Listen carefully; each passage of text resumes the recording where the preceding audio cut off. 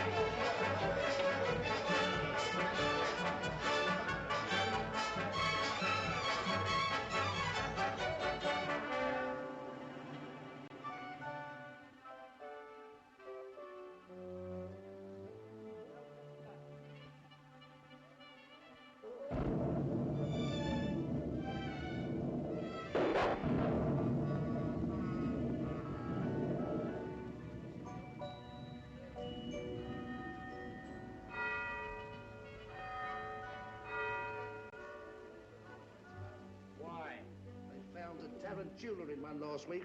What, a tulip? A tarantula. It's like a spider. It's got 6 legs and it stings you with its tail. Well, what does he do with his mouth? Eats the bananas, you mug. Looks like rain. Yeah, it's stormy, ain't it? Yeah.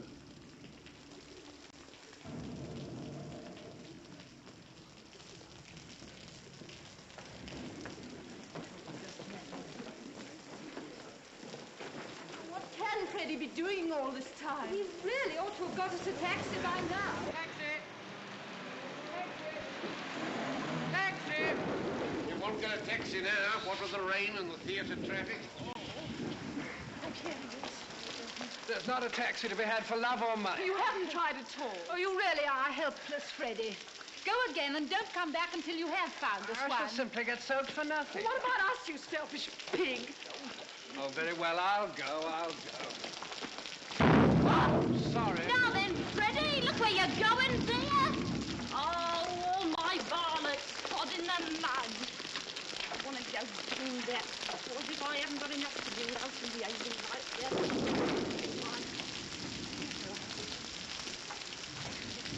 How do you know that my son's name is Freddie?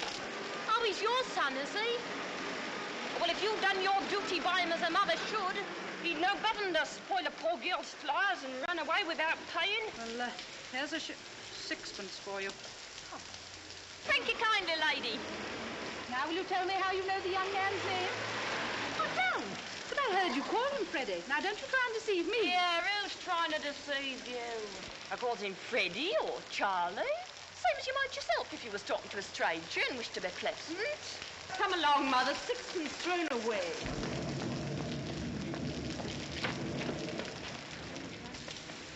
Oh, cheer up, Captain. If it's raining worse, it's a sign it's nearly over. Come on, buy a flower off a poor girl. I'm sorry, I haven't any change. Go on, Captain. I can change you half a crown. No, don't be troublesome. There's a good girl. I haven't any change, really. Here's tuppence, if that's any use to you. Taxi! Thank you, Captain. Be careful. Give him a flower for it. There's a bloke over there taking on every blessed word you're saying. But I ain't done nothing wrong by speaking to the gentleman. I'm a good girl, I am, so help me. What's your in about? But I never spoke to him except to ask him to buy a flower off me. What's the good of fussing? What's the row? What'd she do? There's a tech taking her down. Him over there. What do you want to take down what I said for? You'll just show me what you wrote. How do I know if you took me down right? What? What's that? That ain't proper writing. I can't read that. Cheer up, kitten. And buy a flower off a poor girl. Oh, it's because I called him Captain. Why not? Oh, but I meant no harm. Oh, sir. Oh, don't let him charge me. Oh, you don't know what it means to me. They'll take away my character and they'll drive me on the streets for speaking a gentleman. Charge? I make no charge. Really, sir, you needn't start protecting me from molestation until I ask you. Anyone can see the girl meant no harm. Of course they do. Mind your own business. Taking down people's words. I never said a word to him. What harm did she do? Don't be ridiculous. Who's hurting you, you silly girl? What do you take me for? It's all right. He ain't a copper. He's a gentleman. Look at his boots. Gentlemen, he's a blooming busybody, that's what he is. And how are all your people down in Chelsea? And how do you come to be so far east? You were born in Liston Grove. Oh, well, what harm was in my leaving Liston Grove?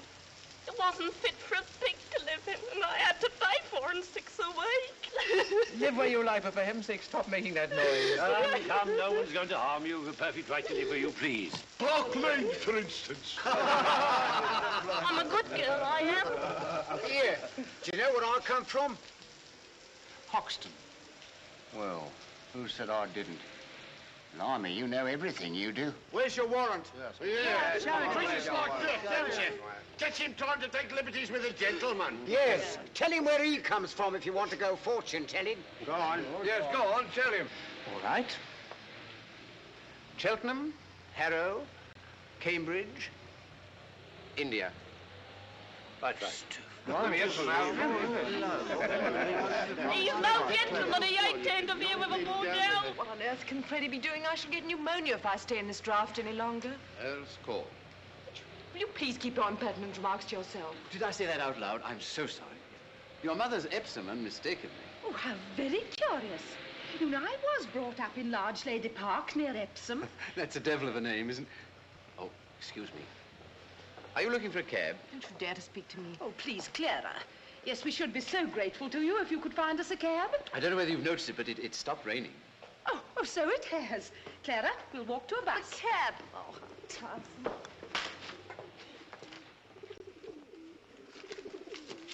I can tell where you come from. Can you? Annual Insane Asylum. Hanwell. Insane. Oh, thank you, teacher. Ho. May I ask, sir, do you do this for a living in a music hall? Well, I have thought of doing so. Perhaps I shall someday. Then how on earth do you do it? Simply phonetics, the science of speech. That's my profession. Is it? Yes, it's also my hobby. You see, you can spot a Yorkshireman or an Irishman by his brogue. But I can place any man within 6 miles. I can place him within 2 miles in London. Sometimes, as in the case of this girl, within 2 streets. Let him mind his own business and leave a poor girl to mind her own business. Woman, cease this detestable boo-hooing instantly. I've a right to be here if I like, same as you. A woman who utters such depressing and disgusting sounds has no right to be anywhere. Oh. Remember that you're a human being with a soul and the divine gift of articulate speech, and that your language is the language of Milton, Shakespeare, and the Bible. And don't sit there crooning like a bilious pigeon. Ow! Ow! Hems, what a sound. You see this creature with her curbstone English? The English that will keep her in the gutter for the rest of her days? Well, sir, in 3 months I could pass her off as a duchess at an ambassador's reception. No. Yes, I could even get her a job as a lady's maid or a shop assistant, which requires better English.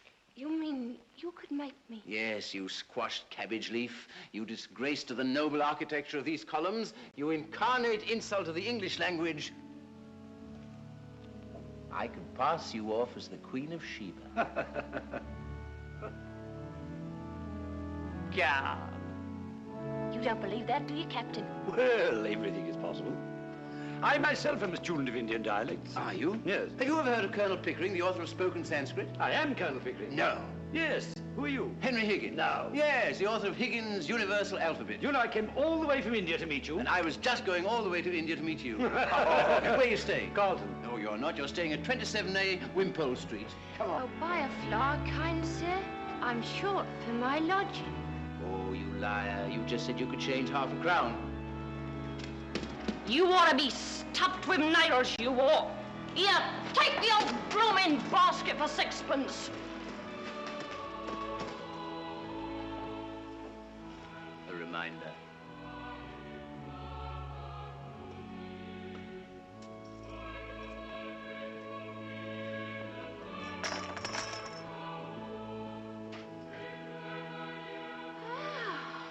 Come on, Pickering.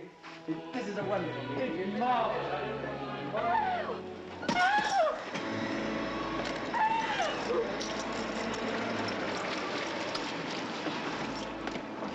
Oh, excuse me, have you seen those two ladies who were here just now? Oh, they went to the bus when the rain stopped. And left me with a cab on my hands. Oh, blast. Never mind, young man. I'm going home in a taxi. Here, wait a minute. 18 pence ain't no object to me, Charlie. Buckingham Palace and step on it. Right, Freddie? Well, I'll be dashed. You're Buckingham Palace. How much, dearie? It'll cost you a bob. Yeah, you're a robber, you are. It's disgraceful. A bob for 2 minutes. Ever been in a taxi before? Hundreds and thousands of times. Impudence!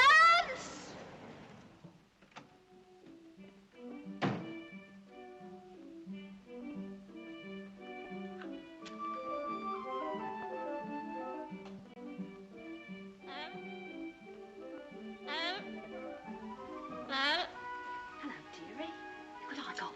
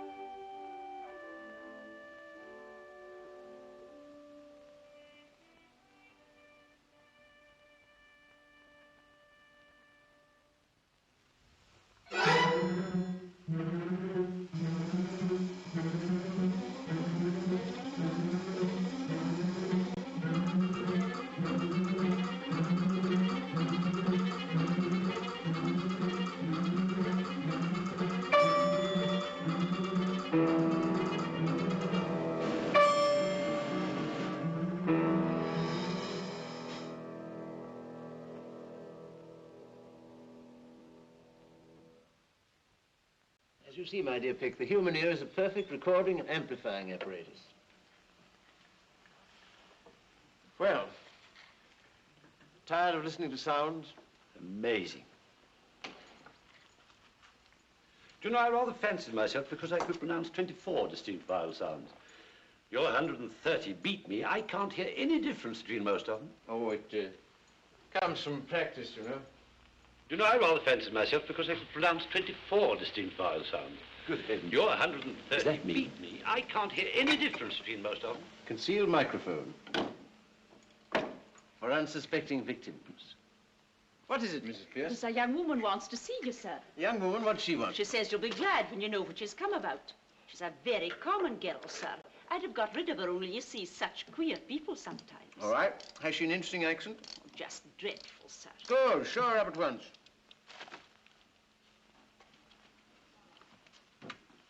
You know, this is really a bit of luck.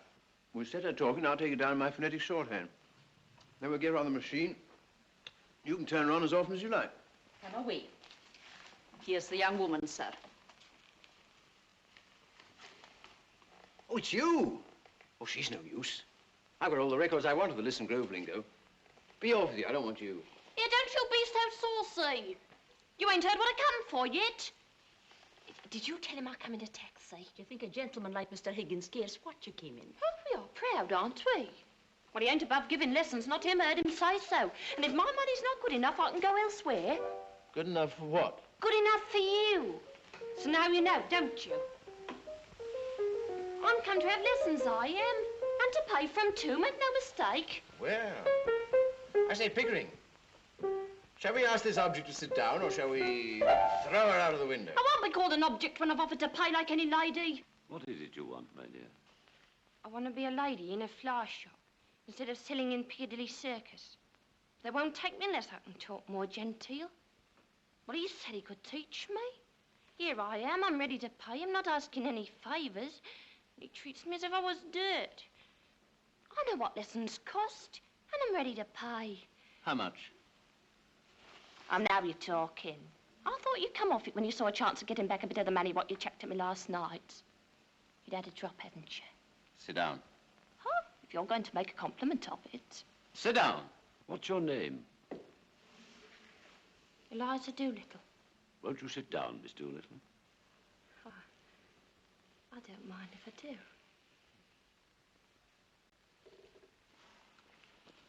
How much do you propose to pay me for the lessons? Oh, I know what's right. A lady friend of mine, she gets French lessons at 18 pence an hour from a real French gentleman. Well, you wouldn't have the nerve to ask the same for teaching me my own language as what you would for French. So I won't give you more than a shilling. Take it or leave it.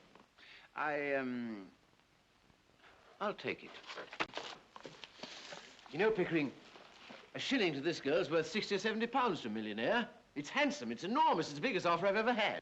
60 pounds? But what are you talking about? I never offered you 60 pounds. Hold your tongue. But I ain't got 60 pounds. Miss Gerald, nobody's going to touch your money. Somebody's going to touch you with a broomstick if you don't stop sniveling. Sit down, will you? Poor, anyone would think he was my father. Higgins, I'm interested.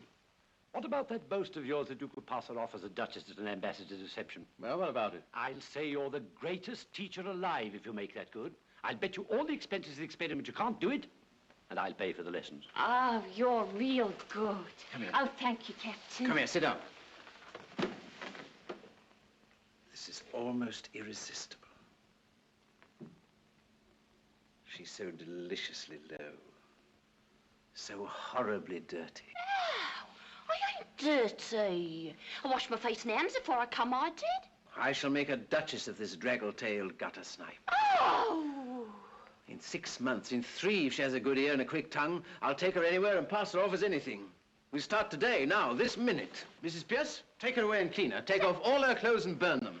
Ring up and order some new ones. Wrap her up in brown paper till they come. You're no gentleman, you ain't, to talk of such things.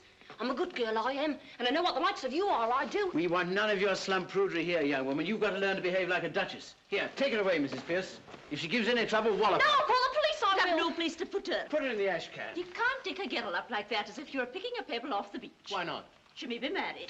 There you are, as the girl very properly says. Gah.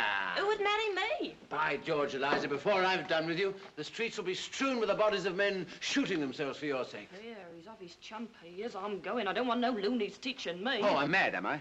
Very well, Mrs. Pierce, don't order those things. Throw her out. Stop, Mr. Higgins. I won't allow it. Go home to your mother, Gerald. I ain't got no mother. There you are, she ain't got no mother. Very well, then the girl doesn't belong to anybody. She's no use to anybody but me. What's to become of her? Is she to be paid anything? Do be sensible, Mr. Higgins. Now, what on earth will she do with money? She'll get her food and her clothes. She'll only drink if you give her money. It's a lie.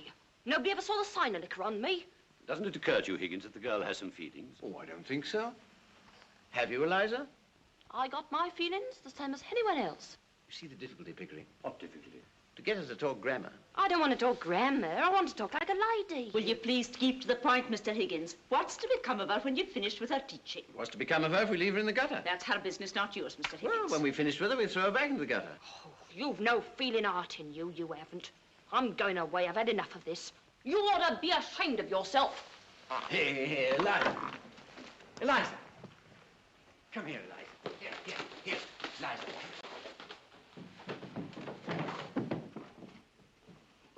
Have chocolate, Eliza. How do I know what might be in them? I've heard of girls being drugged by the like of you. Oh, Where's your good faith, Eliza? I wouldn't have answered it. Only I'm too lazy to take it out of my mouth. You shall have boxes of them, Eliza. You shall live on them. Now, listen to me, Eliza. You're going to live here for 6 months and learn to speak beautifully like a lady in a florist shop. If you're good and do whatever you're told, you shall sleep in a proper bedroom, have lots to eat, and money to buy chocolates and take rides in taxis. If you're naughty and idle, you shall sleep in the back kitchen among the black beetles and be walloped by Mrs. Pierce with a broomstick. At the end of 6 months, you shall go to Buckingham Palace in a carriage, beautifully dressed. If the king finds out you're not a lady, you will be taken by the guards to the Tower of London, where your head will be cut off as a warning to other presumptuous flower girls. But if you are not found out, you will receive a present of 7 and 6pence to start life with as a lady in a shop. If you refuse this offer, you will be a most ungrateful and wicked girl, and the angels will weep for you. Now are you satisfied, Pickering? Can I put it more fairly, Mrs. Pierce? Bundle her off to the bathroom. You're a great bully, you are. And I won't stay here if I don't like it. I never asked to go to Buckingham Palace, I didn't. If I'd known what I was letting myself in for, I wouldn't have come here. I've always been a good girl. I am never... Oh, dirty. I washed my face and hands before I come, I did. I shall make a duchess of this draggle-tailed gutter snipe. Ow! Oh, no, it ain't natural. I've never had a bath in my life. Not what you call a proper one. Nonsense, Eliza. Don't you want to be sweet and clean and decent like a lady? You know you can't be a good girl inside if you're a dirty girl outside. Now, away to your room and take off all your clothes. It isn't decent. Nonsense, girl. Don't you take off all your clothes every night before you go to your bed? No. Why should I? I'd catch me death. I'll take off my skirts. Eliza, now be a good child. No, go and take your things off at once and come back to me. If I knew for myself how big it must have been clean, I shouldn't have come here. I didn't know when I was well off. I didn't. It ain't decent.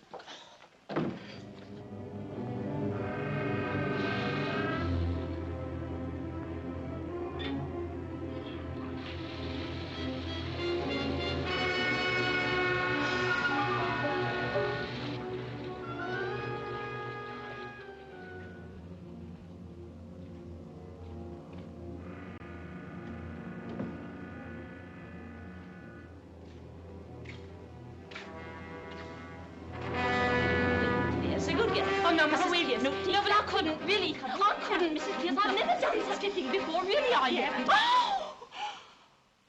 Oh.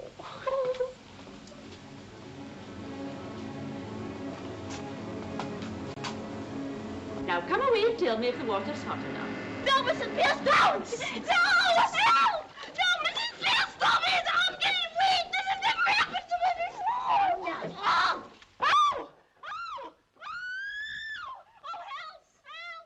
I've never been treated like this before. Stop it! Help!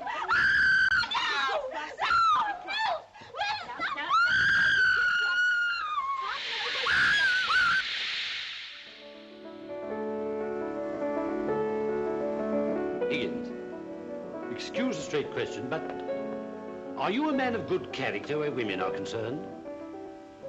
Have you ever known a man of good character where women are concerned? Yes, very frequently. Well, I haven't. I find Breakfast is ready, sir. that the moment I let a woman make friends with me, she becomes jealous, exacting, and a confounded nuisance. So I'm a confirmed old bachelor and likely to remain one. Coffee? Thanks. You know what I mean. I hope it's understood that no advantage is to be taken of her position. What, that thing? Sacred, I assure you. I've taught scores of American millionaires to speak English. The best-looking women in the world. I'm seasoned. They might just as well be blocks of wood. Excuse me, Mr. Higgins. I'd like to trouble you, if I may. Yes? Will you be very particular what you say before the girl? I'm always particular about what I say. Oh, no, sir. It doesn't matter before me. I'm used to it. But you really must not swear before the girl. I never swear. What the devil do you mean? That's what I mean. I don't mind your damning and your blasting, Mrs. Pierce. but there's a certain word I must ask you not to use. The girl used it in the bath because the water was too hot. It begins with the same letter as bath. I cannot charge myself with ever having uttered it. Except perhaps in moments of extreme and justifiable excitement. Only this morning, sir, you applied it to the boots, the butter, and to the brown bread. Oh, that, a mere alliteration, natural to a poet. Is that all? No, sir. We'll have to be very particular with this girl as to her personal cleanliness. Yes, certainly, certainly. Most important. Might I ask you not to come down to breakfast in your dressing gown, or not to use it as a table napkin if you do, and will you please remember not to put the porridge saucepan onto the clean tablecloth. I hope you're not offended, sir. No, not at all. Not at all, Mrs. Pierce. Is that all? Oh, no, sir. I really don't think I can put the girl back into these. Might she wear one of those Chinese garments you brought back from abroad? Certainly, certainly. What the devil's that? Oh, don't burn that. We'll keep that as a souvenir.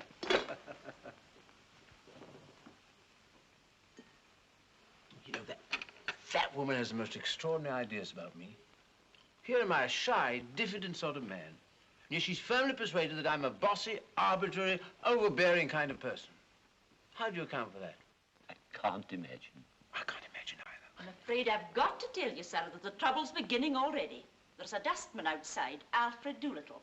He says you've got his daughter here. I don't like the looks of him, sir. Throw the blackguard in. May not be a blackguard. Of course he's a blackguard. We may get something interesting out of him. What about the girl? No, I mean his dialect. Doolittle, sir.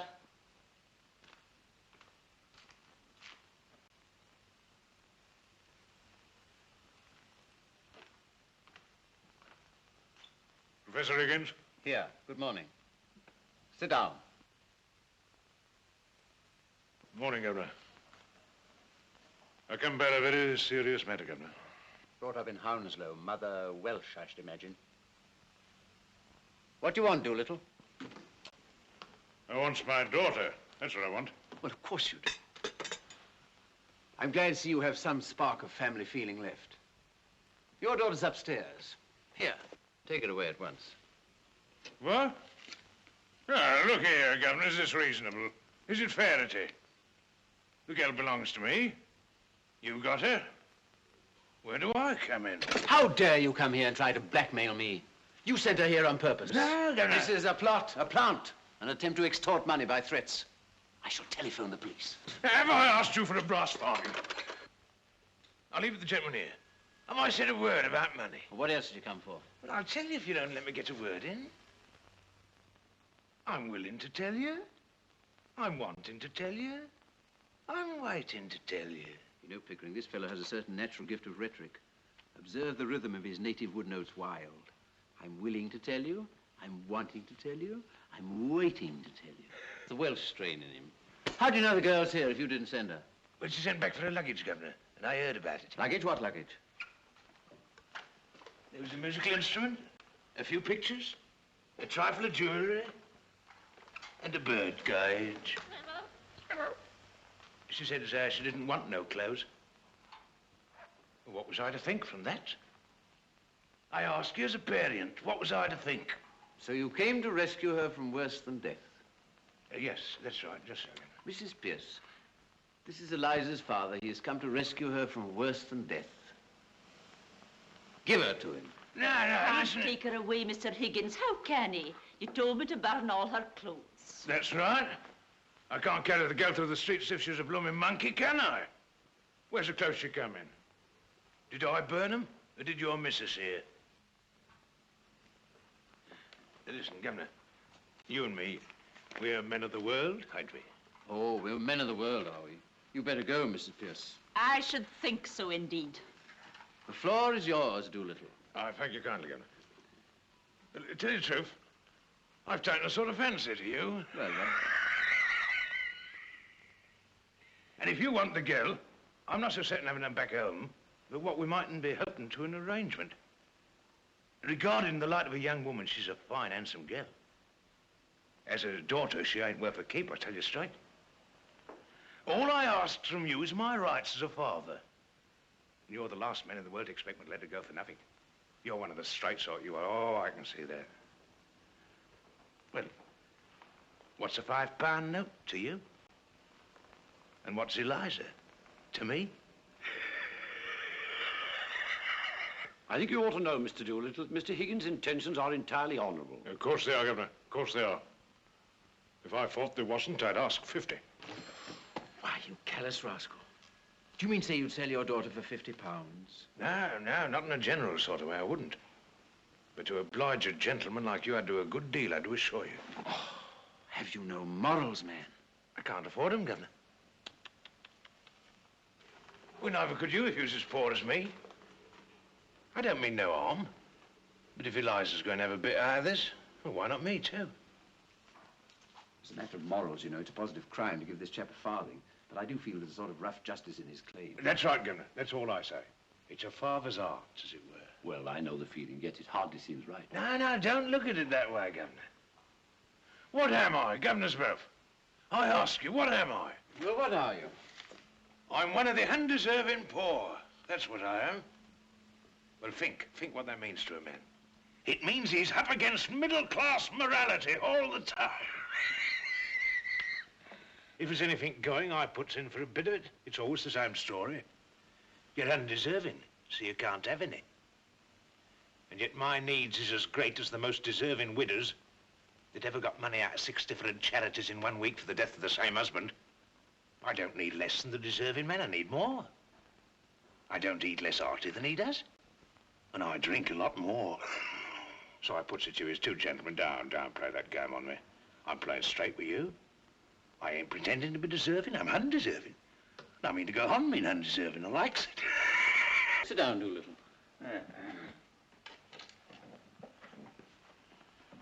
Would you try and do a man out the price of his own daughter? What he's brought up, he's fed, he's clothed by the sweat of his brow, until she grow big enough to be interesting to you two gentlemen? Is £5 unreasonable? I puts it to you, and I leaves it to you. Pickering, here. Shall we give him a fiver? He'll make bad use of it, I'm afraid. No, swelp me, Governor, don't be fried. I shan't save it. Spare it to live idle on it. There won't be a penny of it left for Monday. Just one good spree for myself and the missus. This is irresistible. Come on, let's give him 10. No, thank you kindly, Governor. £10, a lot of money. Makes a man feel prudent like. And then goodbye to happiness. Now, just give me what I ask, Governor. Not a penny more, not a penny less. You sure you won't take 10? No, not now, Governor. Come on. No, another time, perhaps. Thank you kindly, Governor. Thank you, Governors both. Pardon, miss. John, don't you know your own daughter? Blimey, it's Eliza. I never thought she'd clean up so good looking. She's a credit to me, ain't she, Governor? She'll soon pick up your free and easy ways. Yeah, I'm a good girl, I am. And I won't pick up no free and easy ways. Eliza, if you say again you're a good girl, your father shall take you home. You don't know my father. All he come here for was to touch you for some money to get drunk on. Well, what else would I want money for? Put in the plate in church, I suppose. Don't you give me none of your lip. Don't let me hear you giving any of these gentlemen either. You'll hear from me about it. See? Have you any further advice to give her, Doolittle, before you go? Your blessing, for instance? No, Governor, not me. I'm not such a mug as to put up my kids to all I know myself. If you want Eliza's mind improved, Governor, do it yourself. With a strap. Well, so long, gentlemen.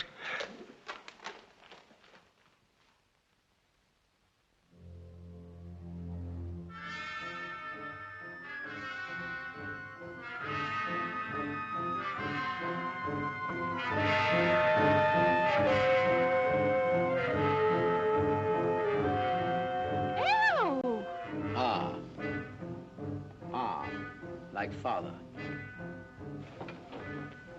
E. E, as in machine.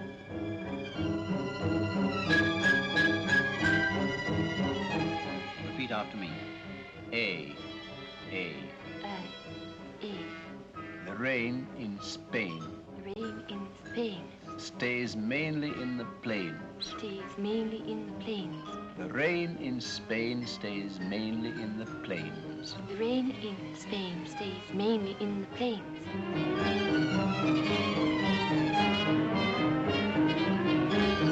Now, Eliza, you see these 3 marbles? I want you to put them in your mouth. Yes, 1, 2, 3. Now, don't be alarmed, it's just an exercise. Now then, repeat slowly after me.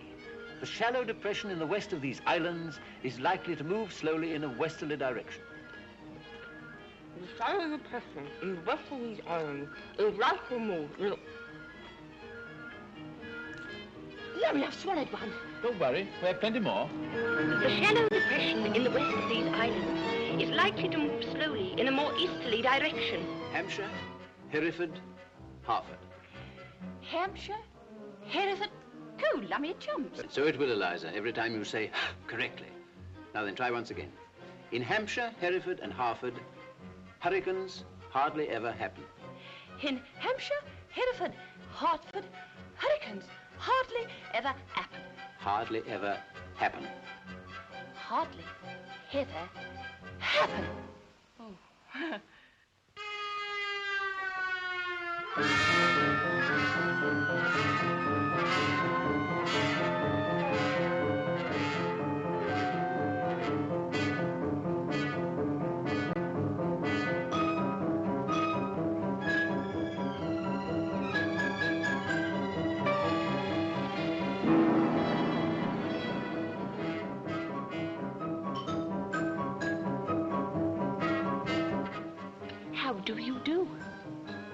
Bad, bad, bad. Do it again. You aren't trying. Do it again.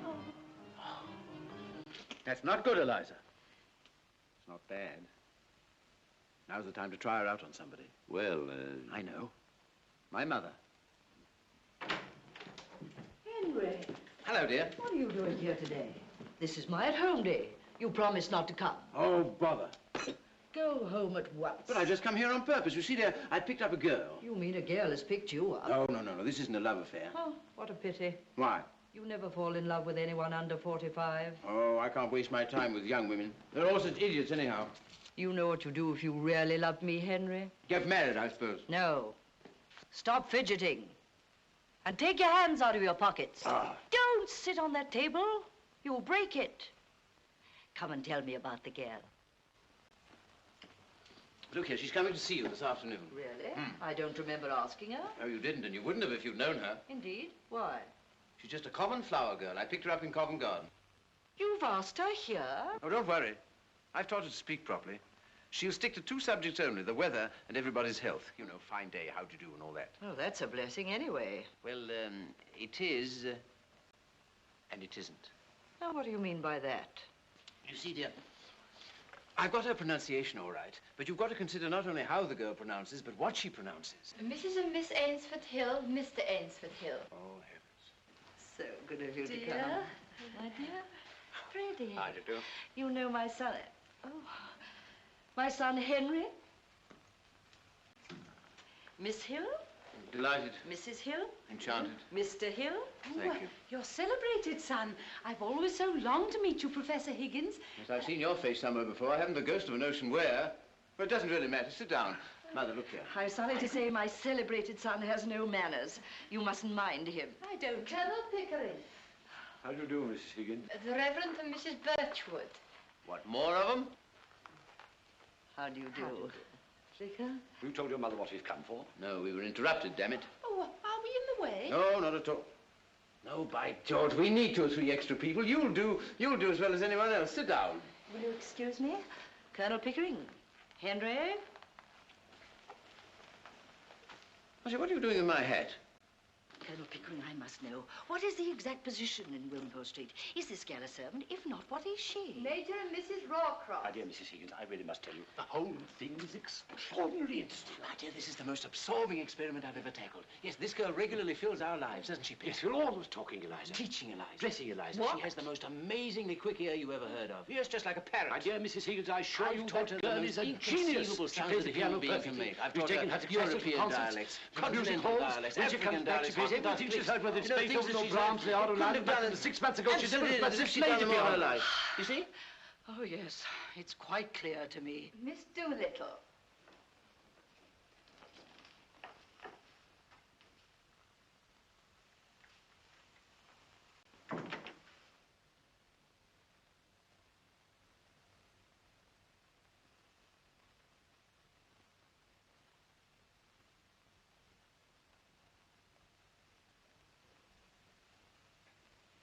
How do you do, Mrs. Higgins? Professor Higgins said I might come. Quite right, my dear. I'm delighted to see you. Colonel Pickering, is it not? How do you do, Miss Doolittle? Professor Higgins? Stick to the weather and your health.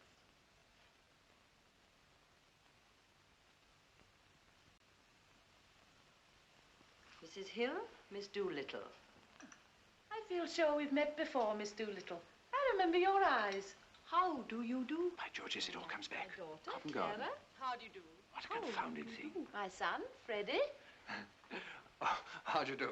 How do you do? I'm sure I've had the pleasure somewhere.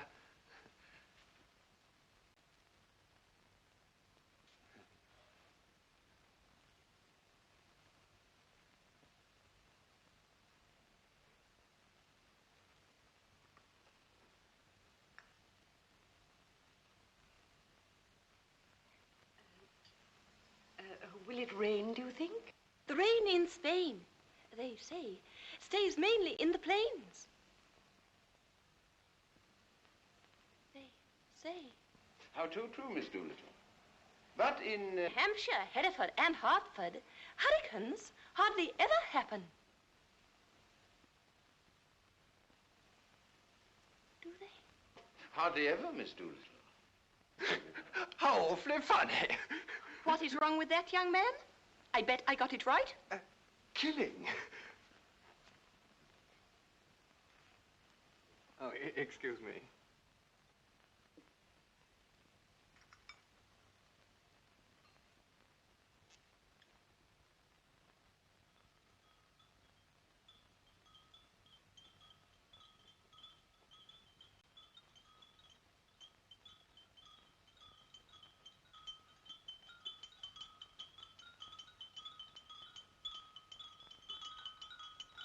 I do hope it won't turn cold. There's so much influenza about. It runs right through our family every spring. My aunt died of influenza. So they say. But it is my belief as how they done the old woman in.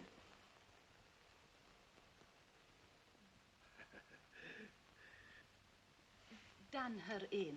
Yes, Lord love you.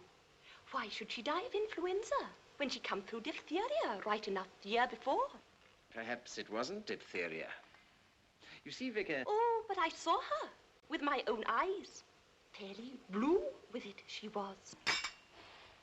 They all thought she was dead, but my father, he kept ladling gin down her throat till she come to so sudden that she bit the bowl of the spoon. Dear me!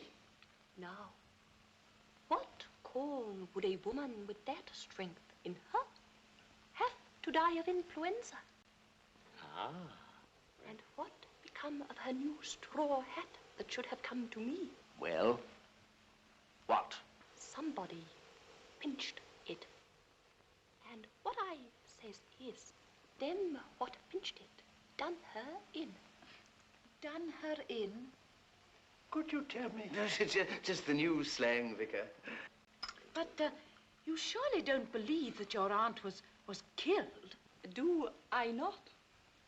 Them she lived with would have killed her for a hat pin, let alone a hat. But it couldn't have been right for your father to have poured spirits down her throat like that. Now, that might have killed her. Not her. Gin was mother's milk to her. Besides, he'd poured so much down his own throat that he knew the good of it. Oh, how terrible for you. Oh, it never did him no harm, what I could see. He was always more agreeable when he had a drop in. When he was out of work, my mother used to give him 2 and a kick and tell him to go out and to not come home until he drunk himself cheerful and loving like. Charming. There's lots of women has to make their husbands drunk to make them fit to live with. Here, what are you sniggering at? The new slang. You do it so awfully well. If I was doing it proper, what was you laughing at? I said anything I oughtn't? No, not a thing, Miss Doolittle, no. Well, that's a mercy anyhow. What I always says is...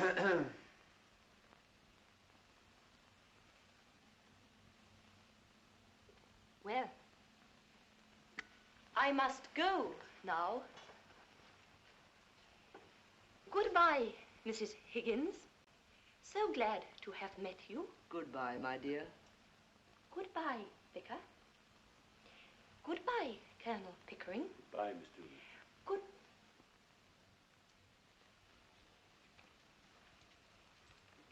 Goodbye, all. Excuse me, Miss Doolittle, but would you be walking across the park? Because if so, Walk? Not bloody likely. I'm going in a taxi.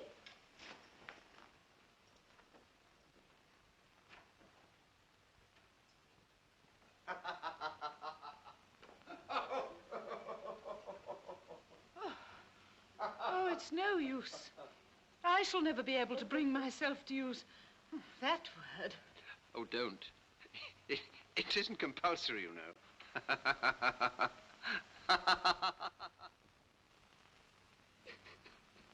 can say what you like, but I was ashamed. You ought never to have done it. Oh, perhaps we were a bit hasty, but I'll soon put that right.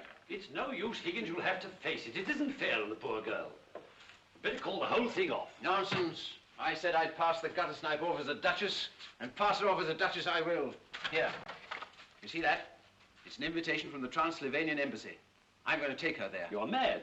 I tell you, Pig, that girl can do anything. Eliza! Eliza!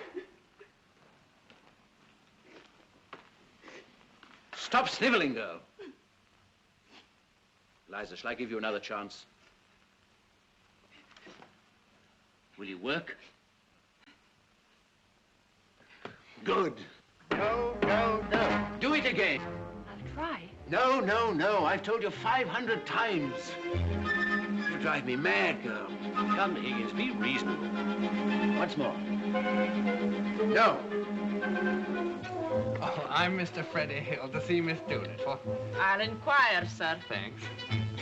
Throw him out. Now listen, Eliza. She's engaged. Miss Doolittle.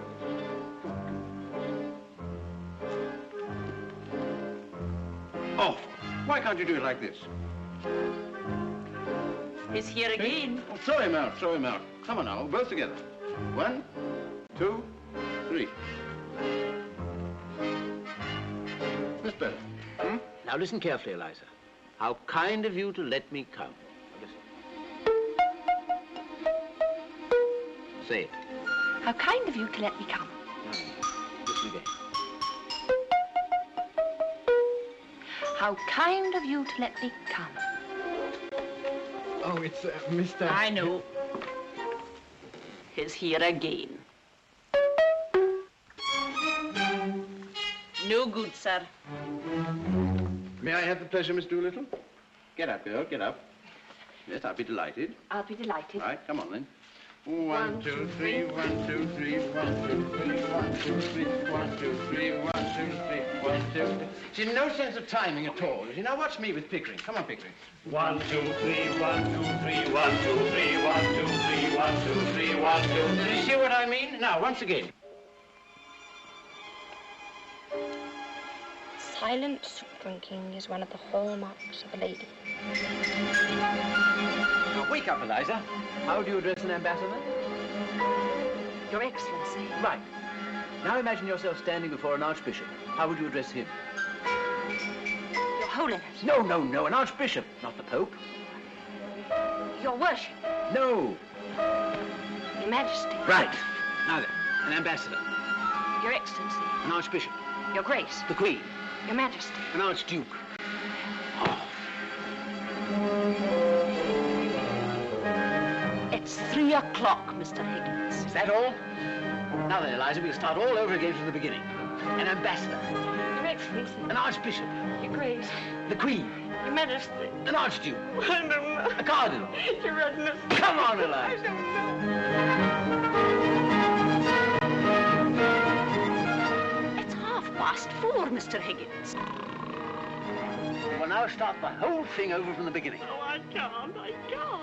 Look here, if I can do it with a splitting headache, you can do it. No, but I've got a headache. I can't. Here, well, take this then. Now then, an ambassador. Oh, His Excellency! Come, Higgins, be reasonable. I'm always reasonable. Now then, Pickering, the time has come. Send for dressmakers, hairdressers, makeup artists, manicurists, and all the rest of the parasites. Did you ever see the like? Ah, I have it. Camellia, camellia, camellia. There. You think? No. A little spray of flour. No, no.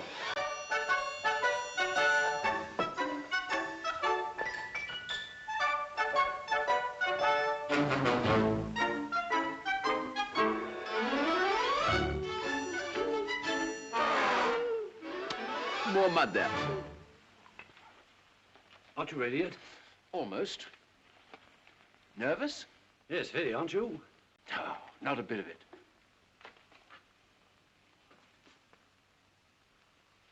Not a bit of it.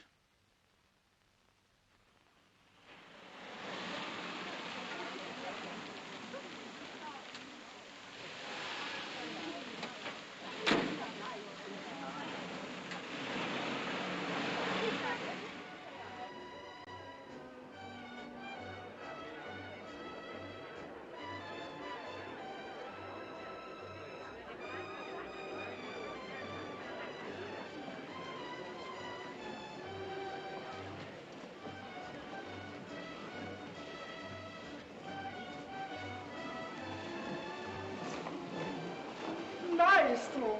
Maestro. You remember me? No, I don't. Where have we met? But I'm your pupil, your first pupil, your best and greatest pupil. I've made your name famous throughout Europe. You teach me phonetics, you cannot forget me. I am little Aristide Carpati. What, are you Aristide? Why the devil don't you cut your hair? Oh, if I cut my hair, nobody notices me. I have not your imposing appearance, your chin, your brow. Well, tell me, what are you doing here among all these swells? I am indispensable at these international parties. You can place a man anywhere in London the moment he opens his mouth. I can place a man anywhere in Europe. Excuse me, sir. I wanted upstairs. Her Excellency cannot understand the Greek gentleman. Oh, indeed. I'll come at once. This Greek diplomat who pretends he cannot speak or understand English. He cannot deceive me. À tout à l'heure, mon vieux. Is that Carpati fellow really an expert? My best pupil. But heaven help the master who's judged by his disciples. But if he meets Eliza, we're done. Don't let's bother about the bit. Let's go home. Oh, rubbish. That idiot.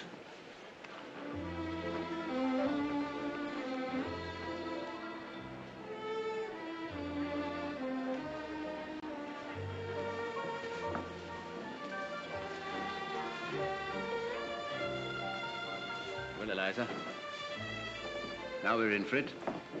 Are you ready? Come on, then. Darling, delightful to see you here. I thought I was going to have to do all the time.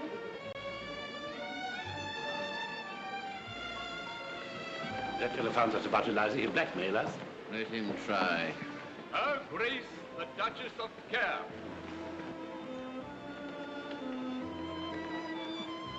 Admiral Sir Charles Brown Halby.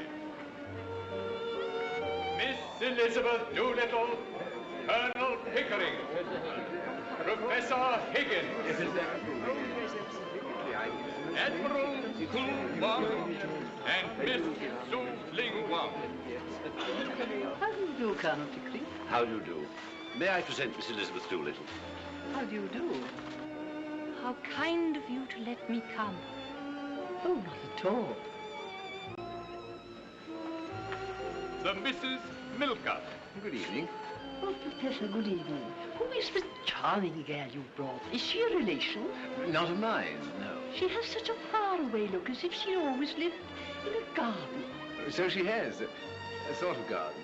There is one thing I have observed about the English, Duchess, and that is... Yes, I adore observing the English. Let's go and observe them now. Come along, George. Oh, dear, such a bore about the English, and quite wrong, like every ambassador. Oh, look, there's dear old Lily Fantail with a whole of Kew Gardens on her head. You have a rival here tonight. He introduced himself as your pupil. Is he any good? He can learn a language in a fortnight. Knows dozens of them. The sure mark of a fool. Your Excellency is interested in Miss Doolittle? Yes. Could you find out who she is? Excellency. Lord Wilsham and Lady Wilsham. I feel rather like Noah standing on the bridge watching the loading of the ark. You know, two of everything. Colonel Pickering... tell me more about your Greek gentleman friend, won't you? A gentleman. He's the son of a Clerkenwell watchmaker. He speaks English so villainously that he dare not utter a word of it without betraying his origin. I help him to pretend, but I make him pay through the nose. I make them all pay. And now, Professor Higgins, I should be delighted if you would present me to this Miss Doolittle. No, you don't. Can't you see she's talking to a duchess? Professor Higgins. The very man I've been dying to meet. I'm Isabella the Sun. Fair fade of the globe. What extraordinary people seem to get in everywhere nowadays. Extraordinary. Colonel Pickering, unfortunately we were interrupted. Would you be so kind as to introduce me to Miss Doolittle? Well, You remember you so kindly addressed the Guild of the Lady Auditors? Oh, yes, excuse me, but I've just... No, this time you're right. Long class. Enchanted.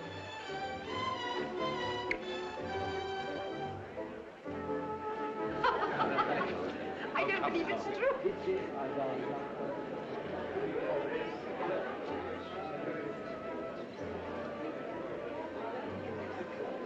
Miss Doolittle has a delicious sense of humor. one thing more, Professor. Do tell me. Yes, Miss Doolittle. I have found out all about her. Well? She's a...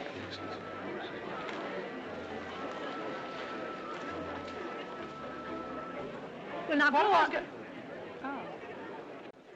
I say, Pickering, you know what's happened.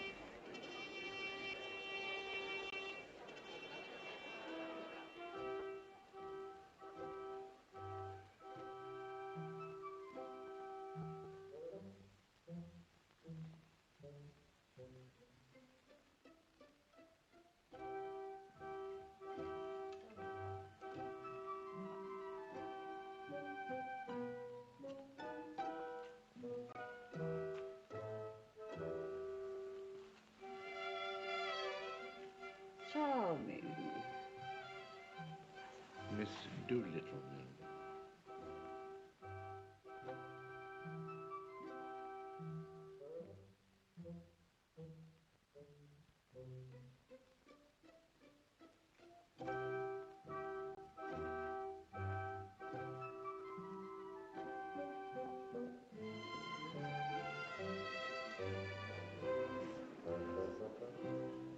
Dear fellow, I hope you don't think I introduced that Carpathy chap to Eliza to win my bet. Oh, nonsense. But the game's all up, Pickering. He's found out all about her.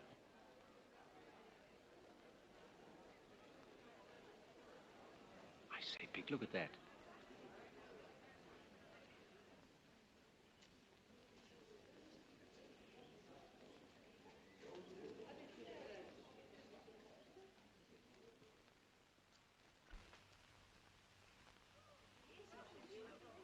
Who is she? I can't imagine. My child, my son would very much like to dance with you. If I may be allowed the honor.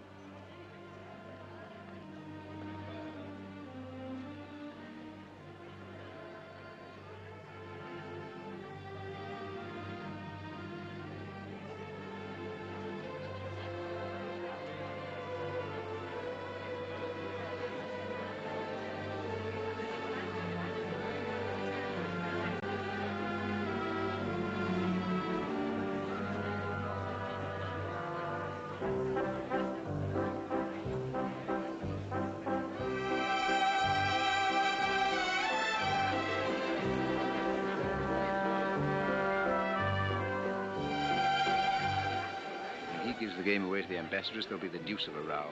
I wouldn't miss it for worlds, excuse me.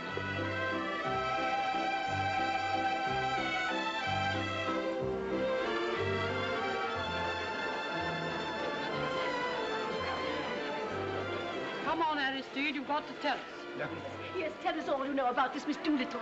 No, that is my secret. Oh. But I will tell your excellency, she has a right to know who Miss Doolittle is. Well, who is she? She is a... Film star. Oh, no. She's a fraud. A fraud? Oh, no. Yes, she cannot deceive me. Her name cannot be Doolittle. Why? Because Doolittle is an English name and she is not English. Oh. But she speaks it perfectly. Too perfectly. Can you show me any Englishwoman who speaks English as it should be spoken? There is no such thing. The English do not know how to speak their own language. Only foreigners who have been taught to speak it well. Yes, there's something in that. But if she's not English, what is she? Hungarian. Hungarian? Yes, Hungarian and of royal blood. I am Hungarian. My blood is royal.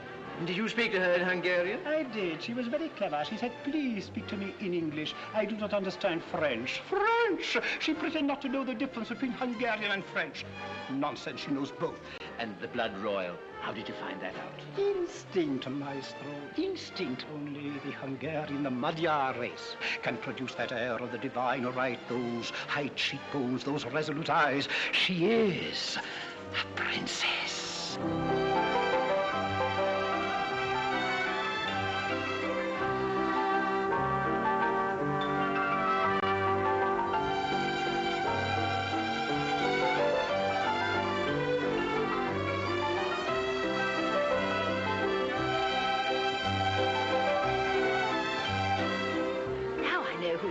Who? No,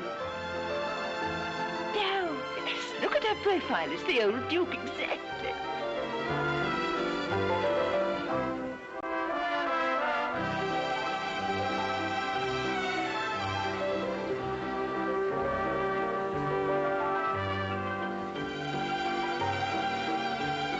What do you say, Professor? Aye. I say an ordinary Cockney girl out of the gutter. I place her in Covent Garden. Maestro, maestro, you are mad on the subject of Cockney dialects. The London gutter is the whole world for you. This girl is undoubtedly a princess? Have it your own way, maestro. Have it your own way.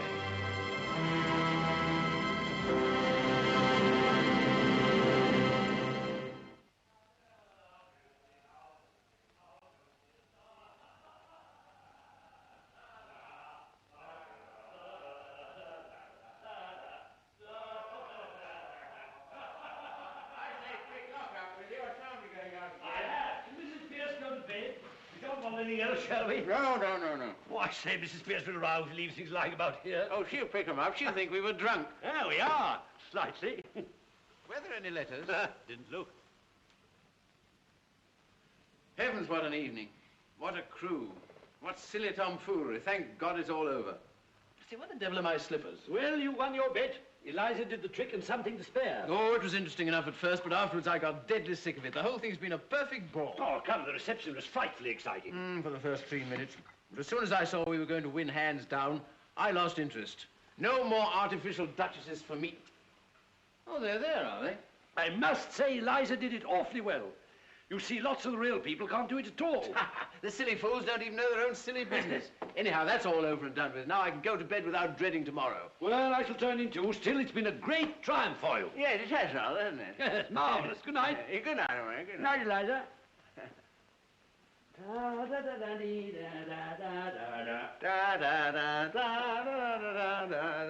Put out the lights, Eliza. Tell Mrs. Pierce not to bring me coffee in the morning. I'll take tea.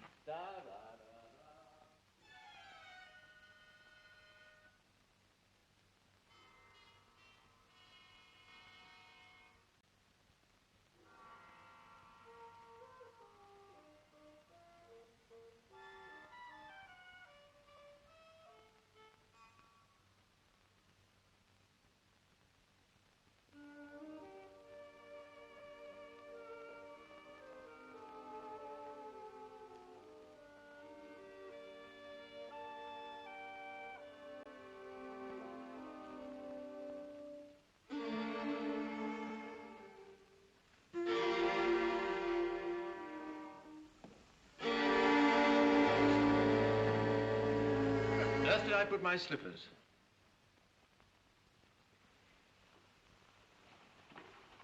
There are your slippers, and there!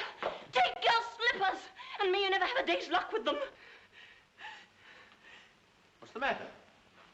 Anything wrong? No, nothing wrong with you. I've won your bet for you, haven't I? That's all that counts. I don't matter, I suppose. You won my bet. You presumptuous insect, I won it. Why did you throw those slippers at me? It's because I wanted to smash your face in.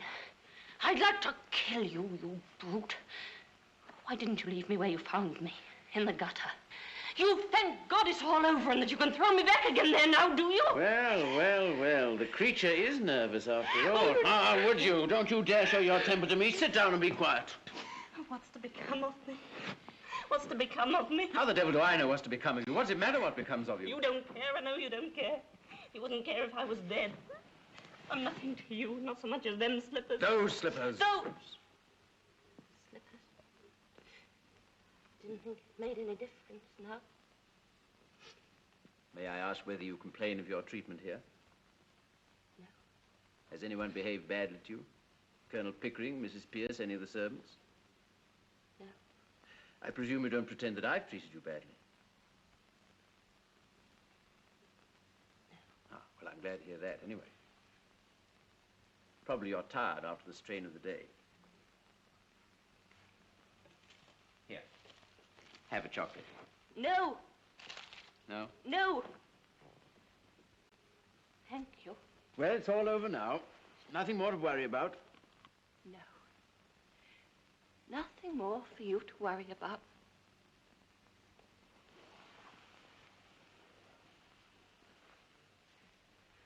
Oh, God. I wish I was dead. Why? In heaven's name, why? Now, listen to me, Eliza. All this irritation is purely subjective. I don't understand. I'm too ignorant. It's only imagination. Low spirits, nothing more. Nobody's trying to hurt you, nothing's wrong.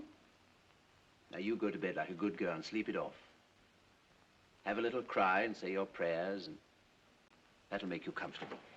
I heard your prayers. Thank God it's all over. Well, don't you thank God it's all over? Now you're free, you can do what you like. What am I fit for? What have you left me fit for? Where am I to go? What am I to do? What's to become of me? Oh, so that's what's worrying you, is it? Oh, you'll settle down somewhere or other? But I hadn't quite realized that you were going away.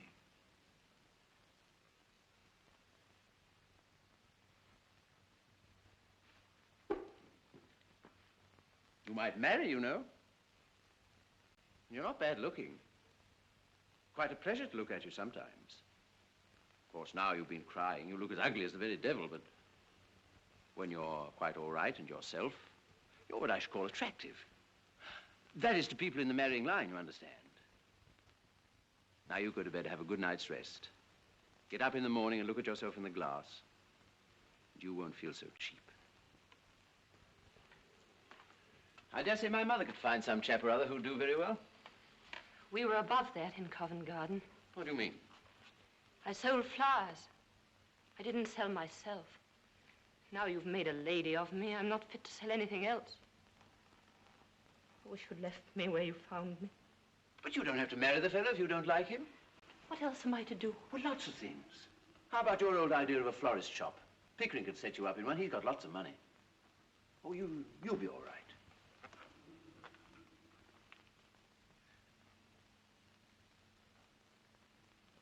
I must clear off to bed. I'm devilish sleepy.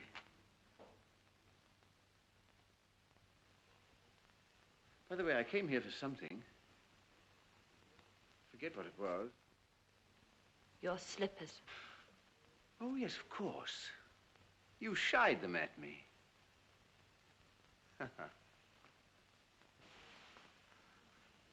Before you go, sir. Eh? Do my clothes belong to me or to Colonel Pickering? What the devil use should they be to Pickering? You might want them for the next girl you pick up to experiment on. Is that the way you feel towards us? I don't want to hear any more about that. All I want to know is what belongs to me and what doesn't. My own clothes were burnt. What's it matter? Why need you start bothering about that in the middle of the night? I want to know what I may take away with me. I don't want to be accused of stealing. Stealing? Eliza, you shouldn't have said that. That shows a want of feeling. I'm sorry. I'm only a common, ignorant girl. And in my station, I have to be careful. There can't be any feelings between the like of you and the like of me. Will you please tell me what belongs to me and what doesn't? Oh, you can keep the whole confounded house full if you like. All except the jewels. They're hired. Will that satisfy you? Stop, please. Will you take these to your room and keep them safe? I don't want to run the risk of them being missing. Hand them over. If these belong to me instead of the jeweler, I'd ram them down your ungrateful throat. This ring... It isn't the jeweler's. It's the one you bought me in Brighton. I don't want it now. Don't you hit me. Hit you, you infamous creature. How dare you accuse me of such a thing? It's you who have hit me. You've wounded me to the heart. I'm glad. I've got a little of my own back anyhow. You've caused me to lose my temper. A thing that's hardly ever happened to me before. I prefer to say nothing more tonight. I shall go to bed.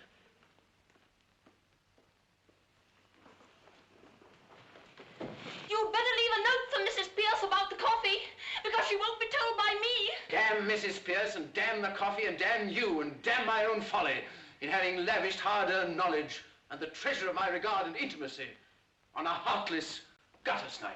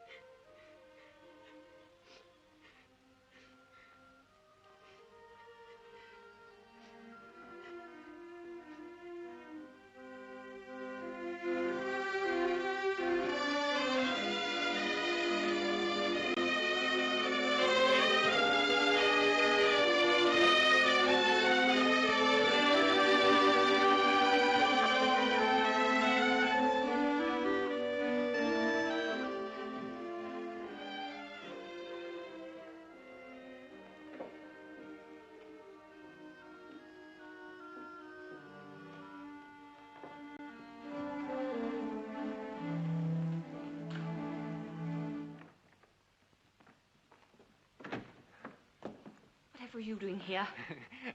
Nothing. As a matter of fact, I spend most of my nights here. It's the only place I feel really happy. Don't laugh at me, Miss Doolittle. Don't you call me Miss Doolittle. Eliza's good enough for me. Where are you going? To the river. What for? To make a hole in it. To make a hole in it? Freddie, you don't think I'm a heartless gutter snipe, do you? No, darling. How can you imagine such a thing? I think you're the most wonderful, the loveliest. Now then. This isn't Paris, you know. No, sorry, Constable.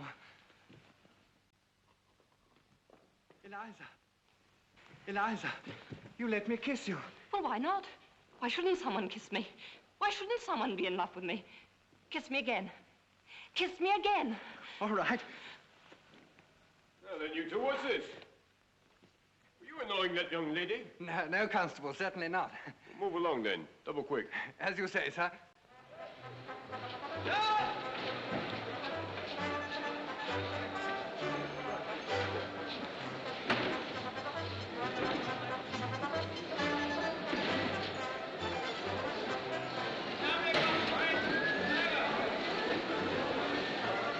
Well, if it ain't.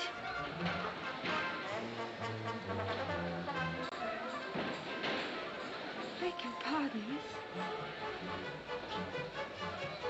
Bar flower for poor girl.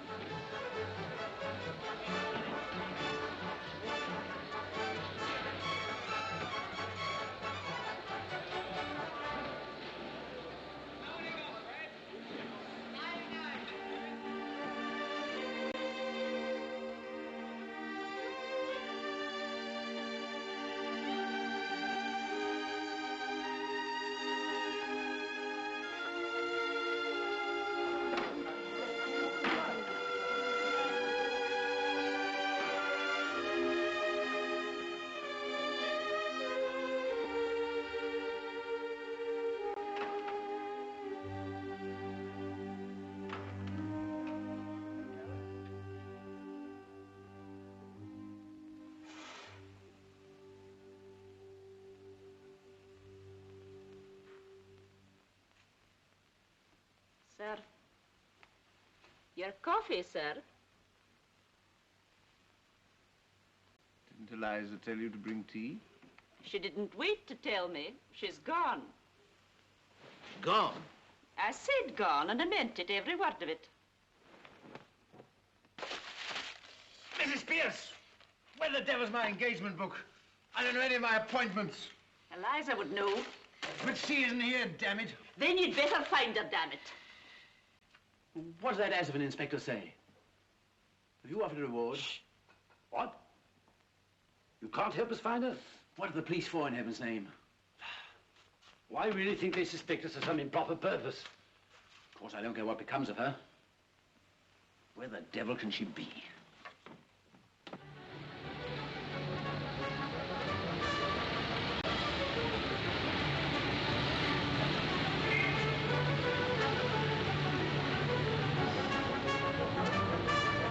Have you seen Eliza Doolittle?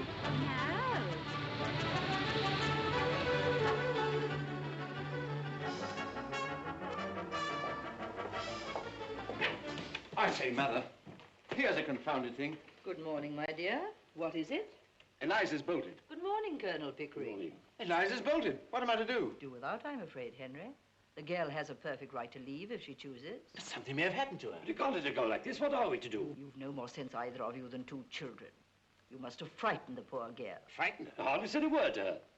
Did you bully her after I went to bed? Well, certainly not. Exactly the other way about. She threw the slippers in my face. The moment I entered the room, the slippers came bang in my face before I'd uttered a word. And she used the most perfectly awful language. I can't say I'm surprised. And you mean to tell me that after all her hard work, and after doing this wonderful thing for you without making one single mistake, you two sat there and hardly said a word to her? Well, we didn't make speeches, if that's what you mean. You didn't thank her, pet her, admire her? And she only threw the slippers at you. I'd have thrown the fire irons at you. Mr. Henry, a gentleman wants to see you most particular. Oh, bother, I can't see anybody now. He's been sent down from Wimpole Street. Who is it? Mr. Doolittle, sir. Doolittle? A dustman? Dustman? Oh, no, sir. A gentleman. All right, show him in. By George, Pick, this is some relative of hers she's gone to. Someone we know nothing about. Genteel relations. Now we shall hear something. Doolittle! What the dickens has happened to you? Henry Higgins, did you see this? Look at this. You've done this. Done what, man? Look at this hat. Look at this coat. Good morning, Mr. Doolittle. Won't you come in? Thank you, ma'am. What has my son done to you? He's ruined me, destroyed my happiness, tied me up and delivered me into the hands of middle-class morality. Well, you're raving, you're drunk, you're mad. I gave you £5.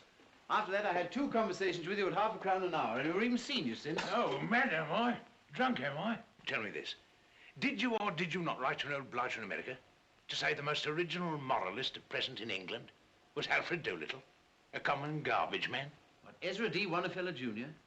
Oh, I remember making some silly joke of the kind. Oh, you might well call it a silly joke.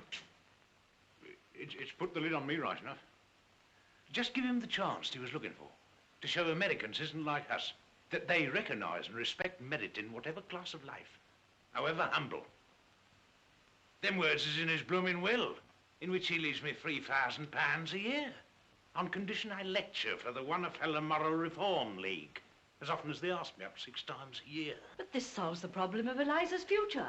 You can provide for her now.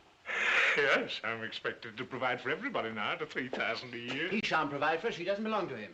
I paid him £5 for her. Doolittle, you're either an honest man or you're a rogue. A little of both. Henry, like the rest of us, a little of both. The point is, have you found Eliza? Have you lost her? Yes. Blimey, you have all the luck you have. No, I ain't found her, but she'll find me quick enough now. That's what you done to her. Now, you listen to me. You wait here for a moment, Mr. Doolittle. Henry, I've a surprise for you. Do you really want to know where Eliza is? Yes, where is she? She says she's willing to meet you on friendly terms and let bygones be bygones. Is she, by God? Pickering, where is she? Now, promise to behave yourself, Henry. Good morning, Colonel Pickering. Quite chilly this morning, isn't it?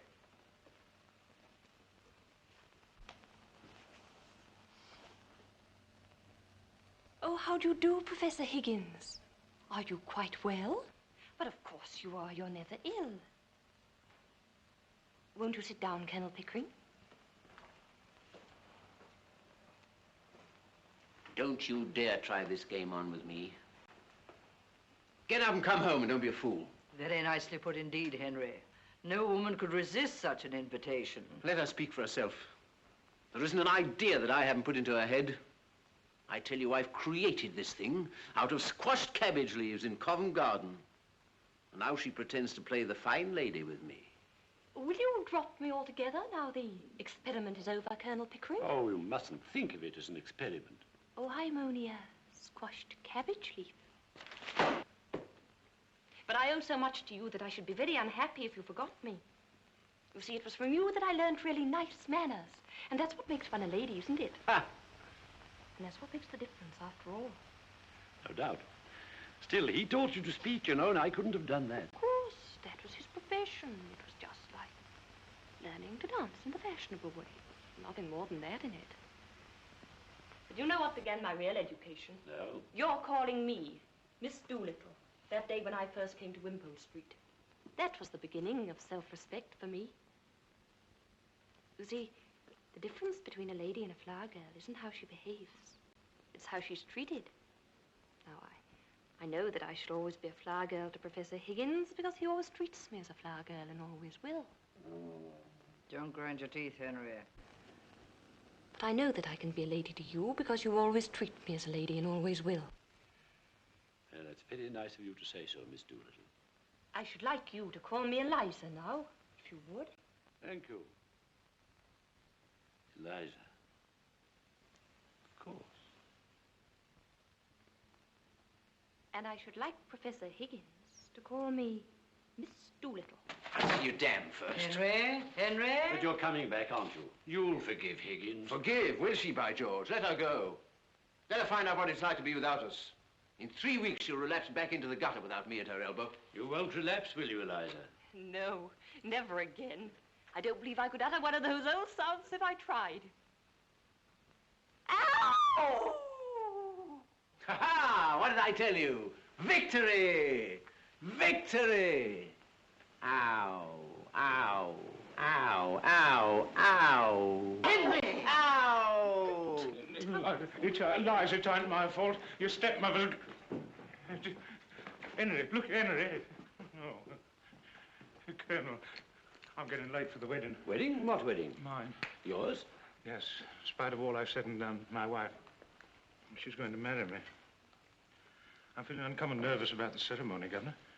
Wish you'd come and put me through it. But you've been through it before. You were married to Eliza's mother. Who told you that, Governor? Well, nobody told me, but I concluded naturally. No, that ain't the natural way, Governor.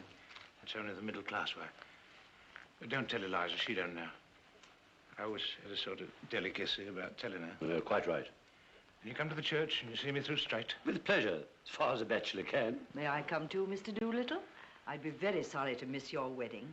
We should indeed be honored by your condescension, Mum. My poor old woman, she'd look upon it as a tremendous compliment. She's been very low lately, thinking of the happy days that are no more. Eliza, your stepmother's going to marry me. Will you come to the church and see me turned off? I've ordered the car, dear. Wait for me. Colonel Pickering can go with the bridegroom. Bridegroom. What a word. Makes a man realize his position somehow. So long.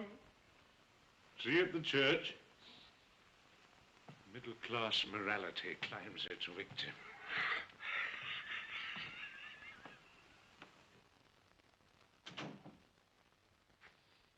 Eliza.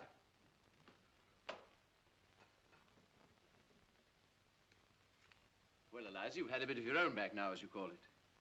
You had enough, and you're going to be reasonable, or do you want some more? You want me back only to put up with your tempers and pick up your slippers and fetch and carry for you. I haven't said I wanted you back at all. Oh, indeed. Then what are we talking about? About you, not about me. If you come back to me, I shall treat you just the same as I've always treated you. I can't change my nature, and I don't intend to change my manners. My manners are exactly the same as Colonel Pickering. That's not true. He treats a flower girl as if she were a duchess. I treat a duchess as if she were a flower girl. I see. The same to everyone. Oh, I don't care how you treat me. I don't mind your swearing at me. I don't mind a black eye. I've had one before this, but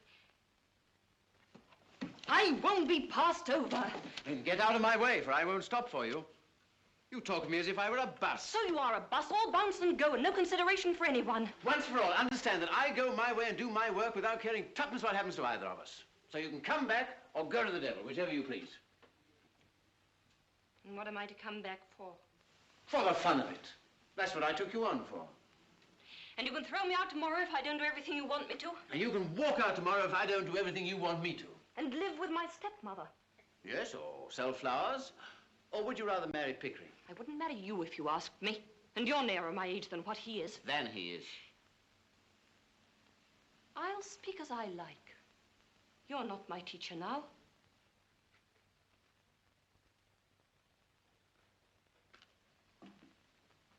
I don't know that Pickering would, though. He's as confirmed an old bachelor as I am. That's not what I want, and don't you think it. I've always had chaps enough wanting me that way. Freddie Hill writes to me. Twice and 3 times a day. Sheets and sheets. Blast his impudence. He has a right to if he likes, poor lad. And he does love me.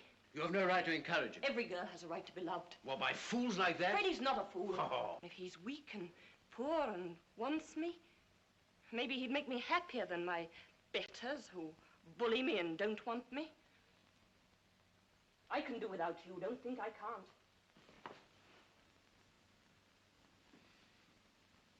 You've never asked, I suppose, whether I could do without you.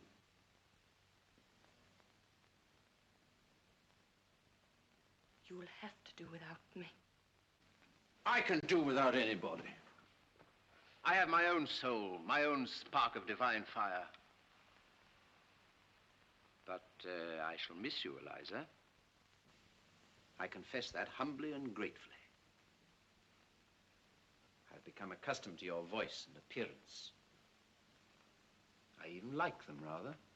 Well, you have them both on your gramophone and in your book of photographs. When you feel lonely, you can turn the machine on. It's got no feelings to hurt. I can't turn your soul on.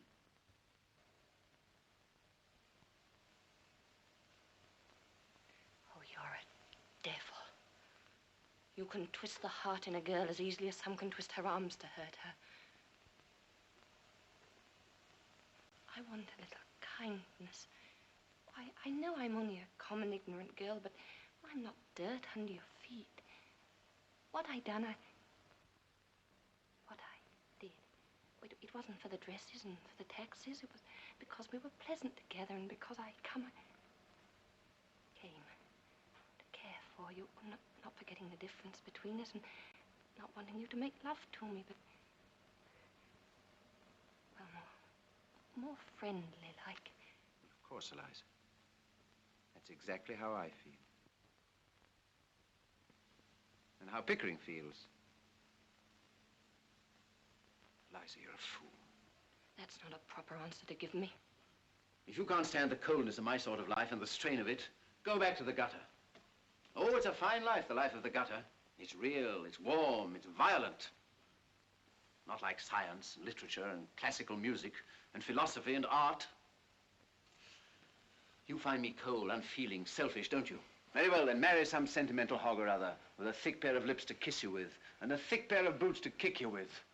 If you can't appreciate what you've got, you better get what you can appreciate. I won't care for anyone who doesn't care for me. Oh, Eliza, you're an idiot.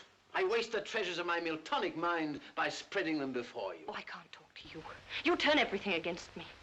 You know very well that I can't go back to the gutter, as you call it, and that I've no real friends in the world but you and the Colonel. You think I must go back to Wimpole Street because I've nowhere to go but Father's. But don't you be too sure that you have me under your feet to be bullied and talked down. I'll marry Freddie, I will, as soon as I'm able to support him. What, that young fool? You shall marry an ambassador. You shall marry the Viceroy of India. I won't have my masterpiece thrown away on Freddie. You think I like you to say that, but I haven't forgotten what you said a minute ago. If I can't have kindness, I'll have independence. Independence, that's middle-class blasphemy. We're all of us dependent one on another, every soul on earth. I'll let you see whether I'm dependent on you. If you can preach, I can teach. I'll go and be a teacher. Oh, what'll you teach in heaven's name? What you taught me, I'll teach phonetics. I'll offer myself as an assistant to Professor Carpati. What, that humbug? That imposter, that toadying ignoramus? You take one step in his direction, I'll wring your neck, you hear? Wring away! What do I care? I knew you'd strike me one day. Oh. Now I know how to deal with you. Oh, what a fool I was not to think of it before. That's done you, Henry Higgins, it has, and I don't give that for your bullying and your fine talk. When I think of myself crawling under your feet and being trampled on and talked down, when all the time I'd only to lift my finger to be as good as you are, oh, I could just kick myself. By George, Eliza, I said I'd make a woman of you, and I have. I like you like this. Yes, you make up to me now that I'm not afraid of you and I can do without you. Of course I do, you little fool. 5 minutes ago, you were a millstone round my neck. Now you're a tower of strength, a consort battleship. Goodbye, Professor Higgins.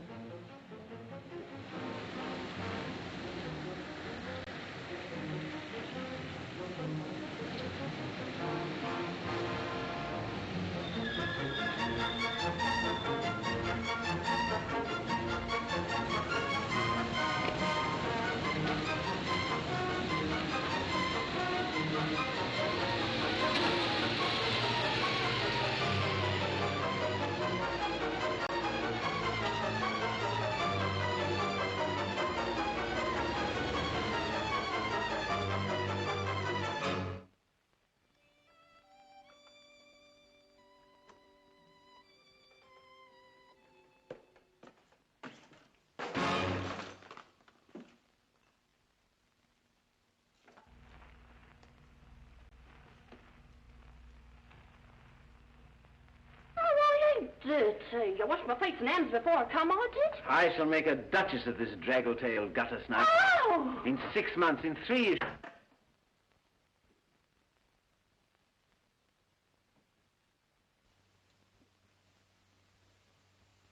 I washed my face and hands before I came. I did.